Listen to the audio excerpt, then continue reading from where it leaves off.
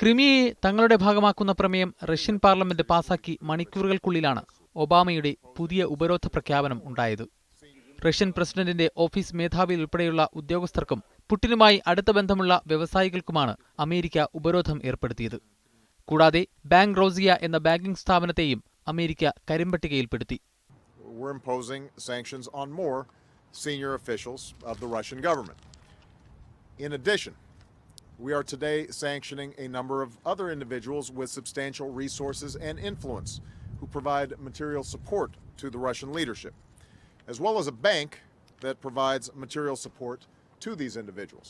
10 American ഉദ്യോഗസ്ഥർക്ക് ഉപരോധം ഏർപ്പെടുത്തിക്കൊണ്ടാണ് റഷ്യ തിരിച്ചടിച്ചത്. House of representative speaker John Boehner, Republican senator John McCain എന്നിവരുൾപ്പെടെ അമേരിക്കൻ വിദേശകാര്യ മന്ത്രാലയത്തിലെ പ്രമുഖർക്കും റഷ്യ ഉപരോധം ഏർപ്പെടുത്തി. അമേരിക്കയുടെ ഉപരോധം അവർക്ക് തന്നെ വിനയാകുമെന്ന് പുടിന്റെ വക്താവ് പ്രതികരിച്ചു. യൂറോപ്യൻ യൂണിയനും റഷ്യക്കെതിരെ കൂടുതൽ ഉപരോധത്തിന് തയ്യാറെടുക്കുകയാണ്.